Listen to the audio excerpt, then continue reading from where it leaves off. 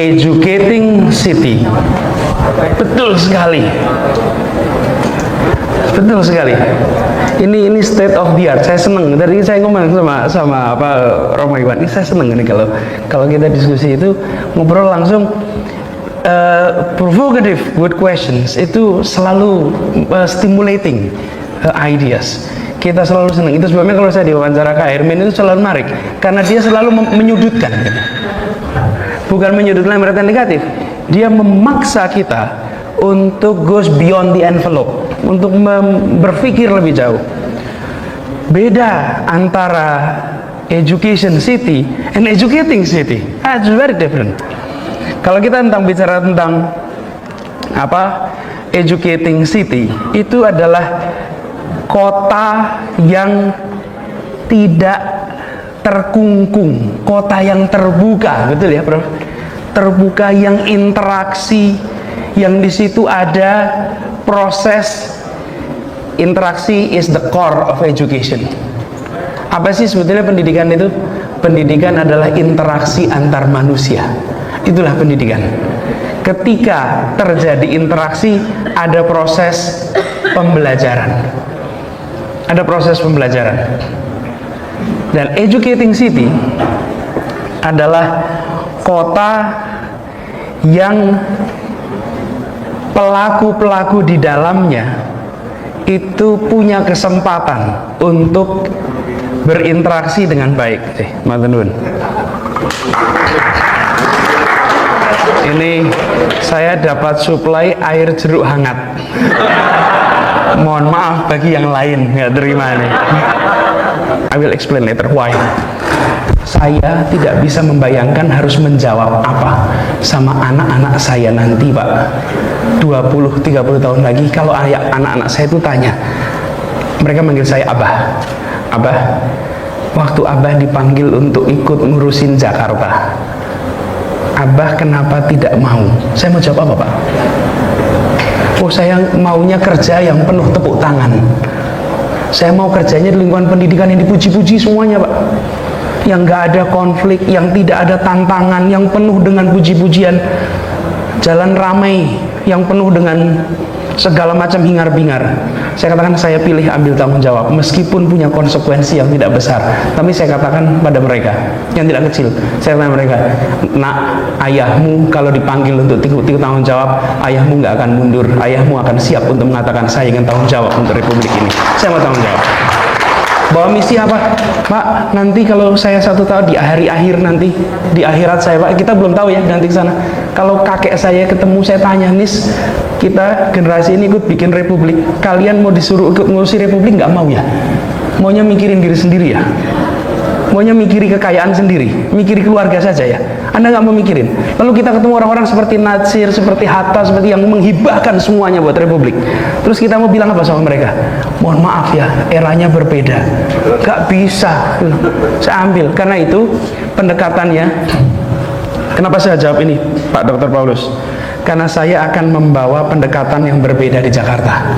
Saya akan menjadikan ini exactly what you said, educating city, yaitu membangun dengan gerakan, movement to develop Jakarta, gerakan, bukan program. Kami tidak akan melakukan program, kami akan melakukan gerakan.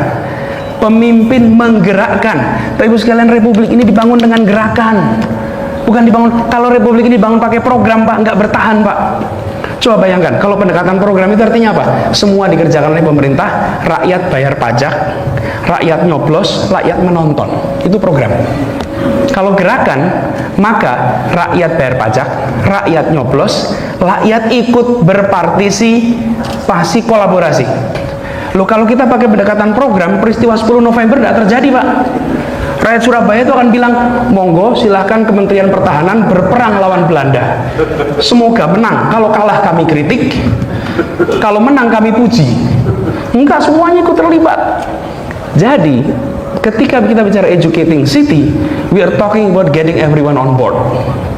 Itu yang kami akan lakukan. Sebagai contoh, Pak, saya akan membuat program belajar jam 7 sampai jam 9 malam di Jakarta. Jam belajar di setiap kampung di seluruh Jakarta. Ini hari jam belajar bagi anak bekerja. Lalu siapa pertanyaan mengajari? saya akan panggil Pak para mahasiswa, para profesional muda. Mari kita tanggung jawab ngurusi anak-anak di kampung-kampung itu. Bapak Ibu lihat Jalan Sudirman Tamrin, belakangnya itu Sudirman itu ada karet tengsin. Itu gedung tinggi Pak di depannya. Bapak datang ke belakang 200 meter di belakangnya. Di sana rasanya seperti 60-70 tahun di belakang kita. Oke? Yang saya akan lakukan apa? Saya akan panggil para pengurus gedung ini, semua CEO perusahaan itu. Saya akan katakan di belakang sana ada satu kelurahan. Satu gedung ini tanggung jawab membangun kelurahan di tempat itu sampai semuanya maju ke depan. Oke. Semua akumulasi pengetahuan Anda sebagai manajer, sebagai profesional, bawa ke tempat yang gak jauh-jauh. Datangi tempat itu, urusi tempat itu. Negara akan bangun. Saya siapkan tempat ruang belajarnya, saya siapkan ruang bacanya, tapi orangnya saya panggil semuanya untuk terlibat. This is a movement. That's not program. Kalau program apa yang dikerjakan Pak? APBD, rekrut orang, suruh ngerjain. Kita semua diam nggak terlibat. Pak, apa yang terjadi? Saya pernah kerjakan ini Pak. Namanya kelas inspirasi. Saya coba di Jakarta. Tahunnya 2011. Saya panggil para profesional muda, ayo ngajar 1 hari di kampung-kampung di Jakarta. Kampungnya kumuh-kumuh Pak. Apa yang terjadi? Sekali mereka ngajar ke situ, nggak pengen meninggalkan kampung itu lagi. Dia ketemu dengan anak-anak yang dia ingin membantu, ingin terlibat. Apa sih yang terjadi? Rasa ini loh Pak. Ini loh yang saya katakan, rasa itu muncul. Mereka terlibat. Kenapa? Bapak Ibu semua kita yang di sini. Simple questions if I may ask. 30 tahun yang lalu, 40 tahun yang lalu, Bapak Ibu di mana semua? Di kampung, miskin semua lah. Mungkin kita semuanya juga miskin. Tapi apa yang terjadi? Begitu kita dibawa ke tempat ini lagi, kita akan sadar, saya mau angkat anak ini.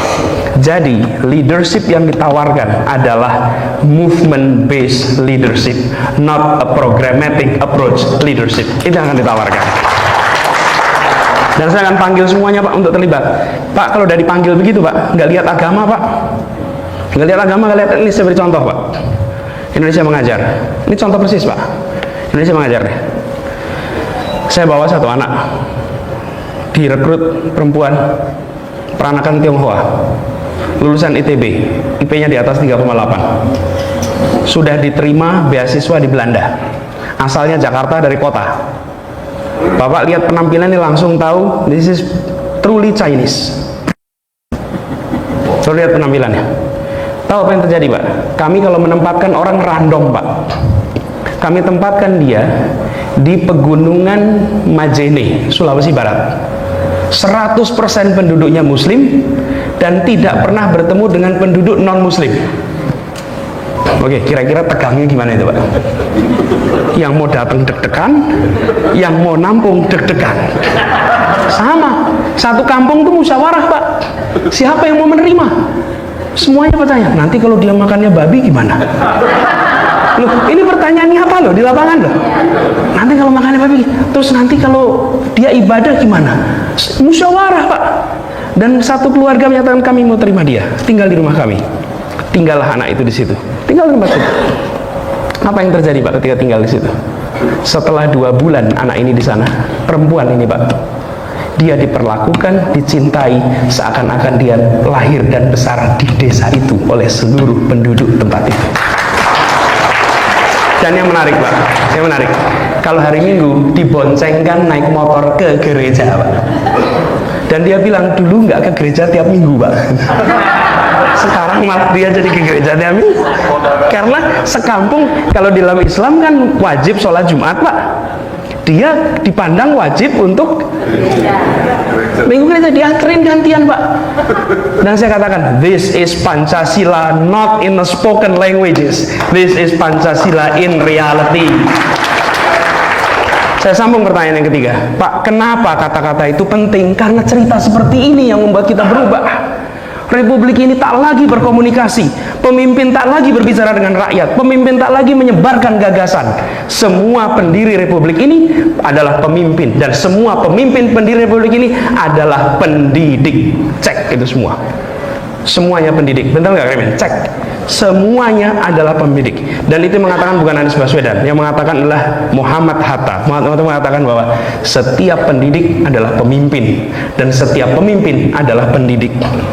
Ketika visi itu tak lagi disebarkan terus, maka kita lupa ke arah mana republik ini berjalan, ke arah mana kota ini berjalan. That's why words is important, pikiran is important. Apa tadi? Pikiran, perkataan, perbuatan, gagasan, kata-kata, karya. Jadi kita sedang berhadapan, persis dikatakan Pak Dr. Paulus, dunia, Pak Paulus, sedang menghadapi era yang unik. Ini polarisasi dunia menurut saya akan berlangsung 2-3 dekade ke depan, mungkin lebih. Era perang dingin itu 5-4-5 dekade, Pak, ketika ada polar namanya blok barat dan timur. Sekarang kita sedang mengalami polarisasi. Kita kurang paham di Amerika bisa terjadi seperti sekarang ini kan. Kita kan sulit paham, Pak. But the world is experiencing polarization. Tapi menurut saya siapa yang akan bisa menjaga ini? A few good men yang terus-menerus menjaga nilai kebenaran dan mengartikulasikan dengan cara-cara kebenaran. Ini yang nanti akan menjaga, termasuk di Jakarta.